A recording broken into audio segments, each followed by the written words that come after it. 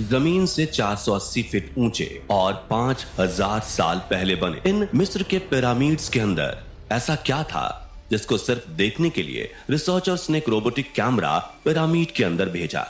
लेकिन एक जगह पर आकर यह रोबोटिक कैमरा रुक गया, क्योंकि अब उसके सामने एक पत्थर का बहुत बड़ा स्लैब आ गया था।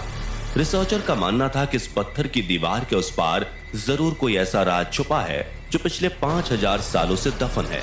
लेकिन यह राज उनको हर कीमत पर जानना था, इसलिए उन्होंने रोबोटिक कैमरे के आगे एक ड्रिल मशीन लगा दी, जिसने उस पत्थर की दीवार पर बारीक छेद कर दिया। अब इस बारीक छेद से एक कैमरा भेजा गया, जिसने उस पत्थर की दीवार के पीछे एक ऐसा मंजर देखा जिसे पहले कभी नहीं देखा गया था। कुछ लोग सिर्फ यही देखकर हैरान रह जाते हैं कि 5000 साल पहले बने ये पिरामिड कैसे एक ही तरह के बने हुए हैं, कैसे इनके बीच दबी जमीन का लेवल एक बराबर समतल है। ये सब कुछ हैरान करने वाला जरूर है, लेकिन यकीन मानिए पिरामिड को बाहर से देखने पर अगर आप एक बार हैरान होते हैं तो उनके अंदर देखने के बाद आप हजारों बार हैरान होंगे। अगर आपको पिरामिड का एक लेवल में होना या ऊंचे ऊंचे पत्थरों का इकट्ठा होना रहस्यमय लगता है, तो पिरामिड का सबसे बड़ा रहस्य उन पिरामिड के सीक्रेट चैम्बर्स में छिपा हुआ है। आइए इसके बारे में जरा डिटेल में जानते हैं। दोस्तों, जब भी कोई व्यक्ति पिरामिड देखता है तब उनके मन में सबसे पहला सवाल यही आता है कि इन्हें कैसे बनाया गया होगा, और उसके बाद वो सोचता है कि इन्हें आखिर क्यों बनाया गया, कैसे बनाया गया। इसका जवाब आपको पिछली वीडियो में हम दे चुके हैं, जिसका लिंक आपको वीडियो के एंड में एंड स्क्रीन पर मिल जाएगा। दुनिया भर के आर्कियोलॉजिस्ट मानते हैं कि हो ना हो इस क्यों का जवाब गीजा के पिरामिड में ही मिल जाएगा। वैसे तो मिस्र में 100 से ज्यादा पिरामिड्स हैं, और सब पिरामिड इस तरह से बने हैं कि उन्हें देखकर आपको हैरानी और डर दोनों का एहसास होता है। लेकिन गीजा के पिरामिड वो पिरामिड हैं जिनमें आर्कियोलॉजिस्ट्स को लगता है कि रहस्य का समाधान मिल सकता है। इसका कारण है वो एक्सरे लाइट, जिसने आर्कियोलॉजिस्ट को ये यकीन दिला दिया था कि गीजा के पिरामिड जरूर कुछ ना कुछ छुपा कर बैठे हैं, जिसे ढूंढा जाना बहुत जरूरी है।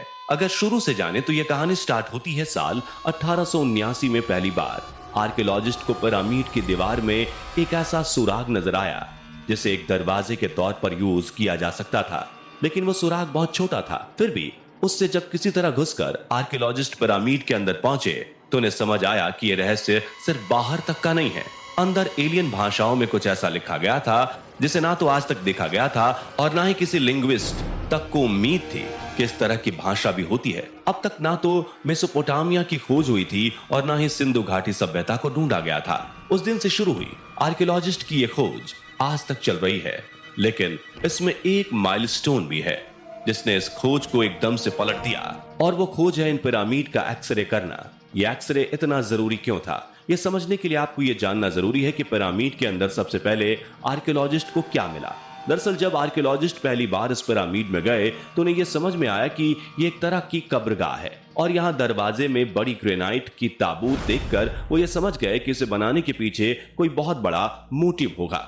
यहाँ से आगे जो कई तरह की खोजें हुई उसमें यह समझ आया कि पिरामिड और दो हिस्सों में बटे हुए हैं, और वो हिस्से हैं किंग्स चैम्बर और क्वींस चैम्बर। ये दोनों ही हिस्से पिरामिड को दो भागों में बांटते होंगे। इस तरह का कुछ अंदाजा पहले आर्कियोलॉजिस्ट्स को था, लेकिन फिर उन्होंने पिरामिड पर एक्सरे किरणों की बौछार मारकर देखा और उन्हें जो नजर आया उससे वो हिल गए। यहाँ सिर्फ क्वींस चैम्बर या किंग्स चैम्बर ही नहीं, बल्कि एक खास तरह का चैम्बर भी मौजूद था जो कि इन दोनों के ऊपर और पिरामिड की नोक के ठीक नीचे था। इसे देखकर आर्कियोलॉजिस्ट हैरान रह गए और इसे नाम दिया सीक्रेट चैम्बर। अब समय था इस चैम्बर तक पहुंचने का, लेकिन कैसे? जो चैम्बर इतना सीक्रेट हो कि 100 सालों में पिरामिड के अंदर बाहर होते हुए भी आर्कियोलॉजिस्ट उसे देख नहीं पाए, उस चैम्बर तक कैसे पहुंचा जा सकता था? इसका रास्ता शुरुआत में किसी को समझ में नहीं आया, क्योंकि ये चैम्बर बाकी के दोनों चैम्बर से इस तरह से लगा हुआ है कि अगर इंसान को वहां तक पहुंचना है तो पिरामिड को तोड़े बिना वहां नहीं पहुंचा जा सकता। ऐसे में कई सालों तक सिर्फ आर्कियोलॉजिस्ट यहां आते, पिरामिड को रेज के जरिए स्कैन करते और मन महसूस कर चले जाते। गीजा के ये तीनों पिरामिड, चाहे बड़े वाले दोनों हो या फिर छोटा वाला एक, इन तीनों के अंदर ही वो सीक्रेट चैम्बर मौजूद है, और वो सीक्रेट चैम्बर आंखों के सामने होने के बावजूद खोला नहीं जा सकता था। समस्या ये थी कि कोई इंसान वहां पहुंच नहीं सकता था। लेकिन क्या हो अगर कोई रोबोटिक कैमरा वहां भेजा जाए?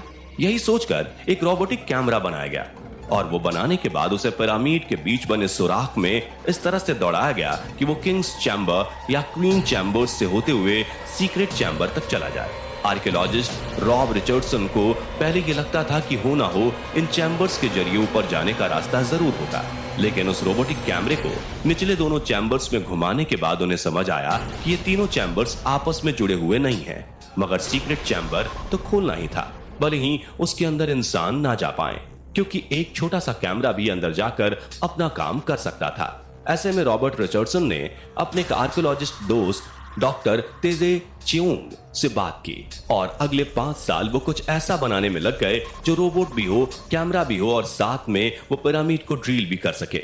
और इतना सब उन्हें 20 सेंटीमीटर साइज की सीमा में रहते हुए करना था, क्योंकि 1 मिलीमीटर भी बड़ा गैजेट पिरामिड के अंदर ट्रेवल नहीं कर पाएगा। काफी कोशिशें करने के बाद 5 सालों में आखिरकार उन्होंने ऐसा कुछ बना ही लिया।